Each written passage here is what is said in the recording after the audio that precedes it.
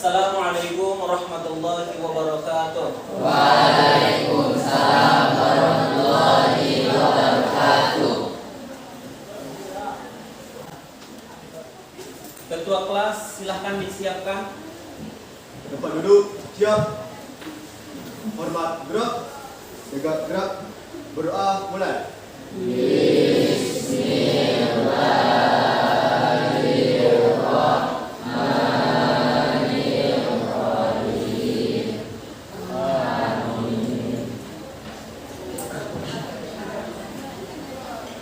Baik, Ananda semuanya, bagaimana kabarnya hari ini? Sebelum kita memulai pembelajaran, kita absensi dulu ya. Zaki ada? Kamit Zahwan ada? Oh ya. Ada yang tidak hadir di antara kita Ananda semuanya? Hadir semua ya?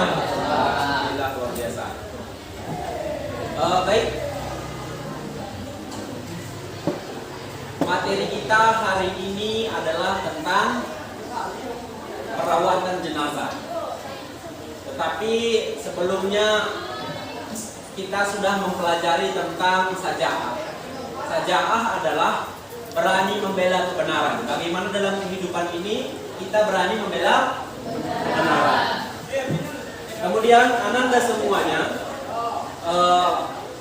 kita akan menjelaskan tentang penyelenggaraan jenazah atau perawatan jenazah. Tapi sebelumnya ingin memotivasi kita semua terkait dengan materi ini.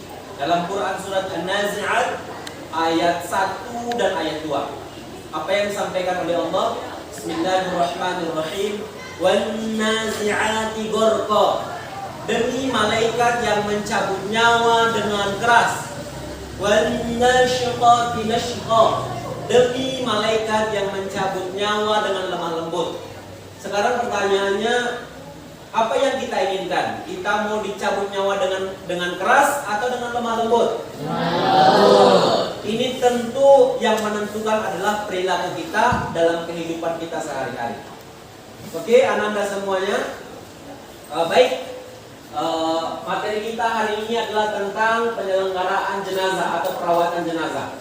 Silakan perhatikan gambar yang ada di depan Ananda semuanya. Dari gambar ini siapa yang bisa berkomentar? Silakan. Silakan Erli. Dari gambar yang saya amati itu terjadi bencana alam di kota Depok. Nah, dan saya bagaimana cara menyelenggarakan bagaimana pada saat itu? Sedangkan lebih banyak orang yang tidak. Luar biasa sekali. Kita berikan tepuk tangan dulu kepada saudara Pak Erli.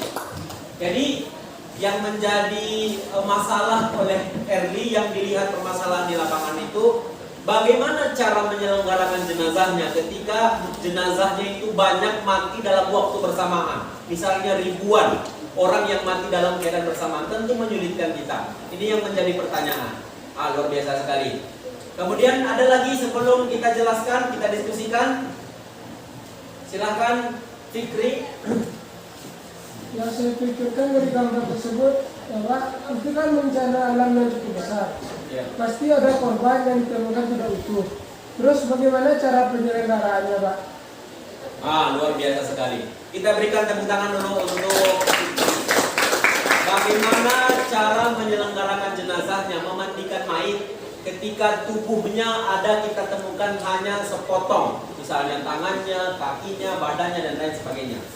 Oke, dari dua pertanyaan ini ada yang ingin menjelaskan? Baik, akan Bapak jelaskan dari pertanyaan dari kawan kami. Yang pertama, Allah tidak menginginkan kesulitan bagi kita, tetapi Allah menginginkan kemudahan kepada kita. Ketika kita temukan mayit jenazah dalam jumlah banyak, maka diberikan keringanan. Menyelenggarakan jenazahnya berbeda dengan penyelenggaraan jenazah secara normal. Dia tidak usah kita mandikan, tidak usah dikafani, tetapi yang paling penting dia dikuburkan dan dia disolatkan dan dikuburkan. Dua ini harus kita penuhi. Ini yang pertama. Yang kedua, pertanyaan dari Fikri tadi, bagaimana caranya ketika yang kita dapatkan hanya sepotong saja dari anggota badannya? Boleh kita memandikan jenazah ketika kita menemukan anggota badannya sepotong saja, tapi yang jelas dia sudah pasti meninggal dunia. Jangan nanti dalam kehidupan kita menemukan misalnya yang diamputasi, kemudian kita selenggarakan mayitnya, itu tentu bertolak belakang. Tidak, salah kalau seperti itu. Tetapi kalau tubuhnya memang benar dia sudah meninggal, baru langsung kita selenggarakan. Mungkin demikian. Lanjut. Baik, Ananda semua, materi kita adalah tentang perawatan jenazah. Nanti yang akan kita jelaskan ada 8. Yang pertama, dalil nakli kepastian kematian. Yang kedua, mentalkinkan saat sakaratul maut. Yang ketiga, memandikan jenazah. Yang keempat, mengkafani jenazah. Yang kelima, menyolatkan jenazah. Yang keenam, menguburkan jenazah. Yang ketujuh, takziah. Dan yang kedelapan, ziarah kubur. Tetapi pada materi ini yang akan kita bahas untuk RPP 1 pertemuan pertama adalah 3 indikator 1, 2, 3. Kita lanjutkan. Baik, apa ingin mengetahui sebagaimana pengetahuan kamu tentang materi ini? Silahkan dikeluarkan HP-nya. Oke, sudah selesai. Lanjut, kita lihat hasilnya. Luar biasa sekali. Lanjut, Boy. Oh, ini ya. Terus. Berarti hasilnya sudah keluar. Ini tidak masalah meskipun rendah, tetapi ini masih pengetahuan awal ya. Baik, kita lanjutkan. Materi kita adalah tentang perawatan jenazah. Sesuai dengan yang Bapak sampaikan tadi, ada 3 hal yang akan kita jelaskan pada materi ini. Yang pertama, dalil nakli kepastian kematian. Yang kedua, memandikan jenazah. Yang ketiga, mentalkinkan jenazah. Oke? Baik, kita jelaskan satu persatu. Lanjut.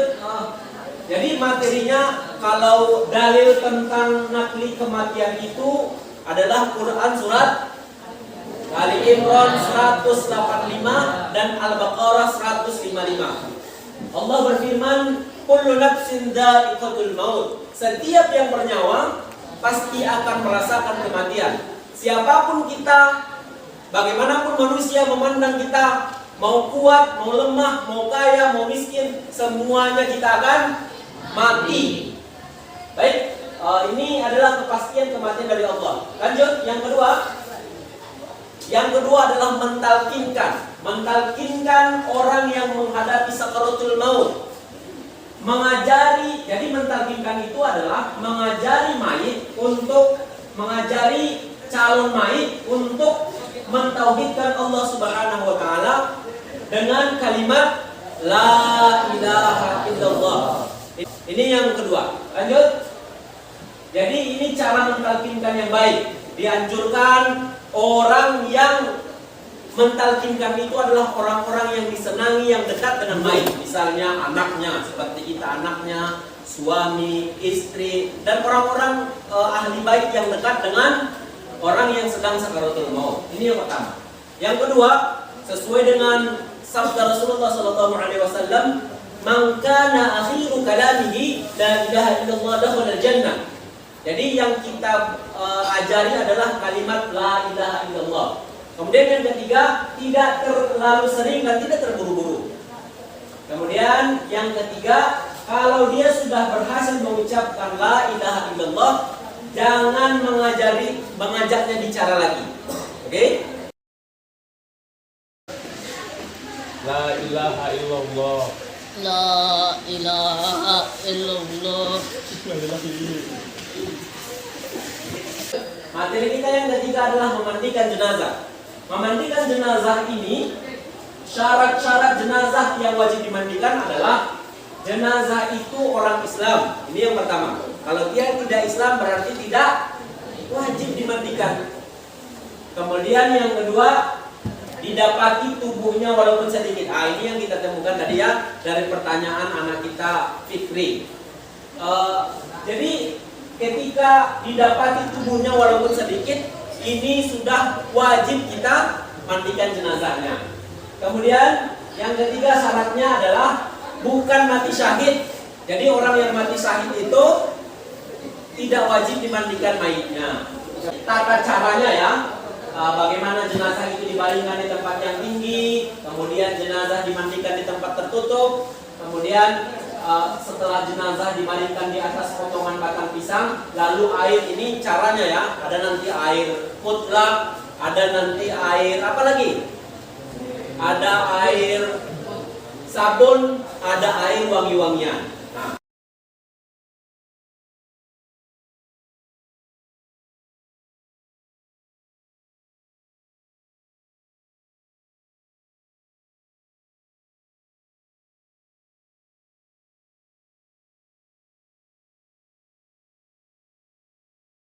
Ananda semua, kita lanjutkan. Jadi materinya adalah role playing, artinya bermain peran. Baik, yang akan kita lanjutkan dari anak kita. Assalamualaikum warahmatullahi wabarakatuh. Inna lillahi wa inna ilaihi raji'un. Telah berpulang ke rahmatullah salah seorang dari saudara kita, Fulan bin Fulan, meninggal pada hari Senin 5 Desember 2022. Sebagaimana firman Allah pada Quran surat Al-Baqarah ayat 155. A'udzu billahi minasyaitonir rajim. Bismillahirrahmanirrahim. Wa lanabluwannakum bisyai'in minal khawfi wal ju' wa naqsin minal amwali wal anfusi was samarat wa basyiris sabirin. Dan juga firman Allah pada Quran surat Ali Imran ayat 185. Kullu nafsin dha'iqatul maut. Setiap yang bernyawa pasti akan merasakan kematian. Demikian, wassalamualaikum warahmatullahi wabarakatuh. Baik, kita lanjutkan kegiatan kita hari ini. Kita lanjutkan dengan diskusi ya. Silakan didiskusikan Anda semuanya. Setelah didiskusikan, ada Amanda yang ingin bertanya? Silakan.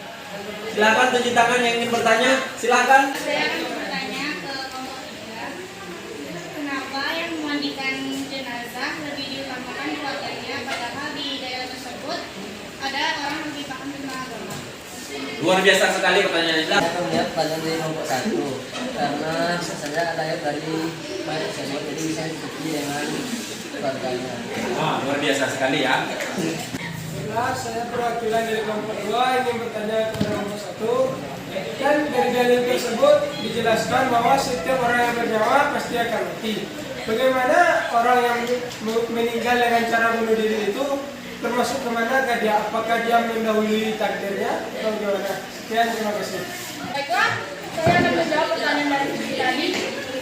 Kenapa orang bunuh diri tadi? Itu tidak termasuk dalam takdir Allah, itu sudah menyalahi takdir Allah. Karena Allah sangat membenci bunuh diri dan tidak ada 100% tentang hal tersebut. Dan Allah akan memasukkan ke dalam neraka jahanam. Baiklah, itu jawaban dari diskusi kelompok kami. Sekian, terima kasih. Anda semua luar biasa sekali pertemuan kita hari ini. Siapa yang bisa menyimpulkan kegiatan kita hari ini? Ada yang bisa menyimpulkan? Silakan.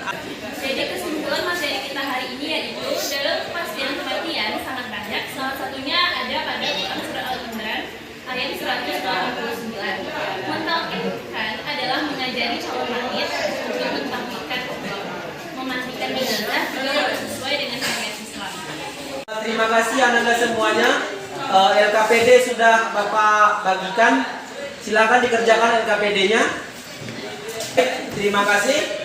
Kita lanjutkan materinya adalah kita kuis. Karena kita sudah menjelaskan materinya, sudah kita simpulkan, LKPD sudah kita kerjakan. Sekarang kita kuis. Silakan buka semua HP-nya. Anda semua luar biasa sekali pertemuan kita hari ini. Besok kita akan menjelaskan tentang materi yang sama, tetapi mulai dari mengkafani, kemudian menyolatkan, dan terakhir menguburkan untuk materi selanjutnya. Demikian, mudah-mudahan bermanfaat bagi kita dan bisa kita aplikasikan di lapangan. Demikian, assalamualaikum warahmatullahi wabarakatuh. Waalaikumsalam.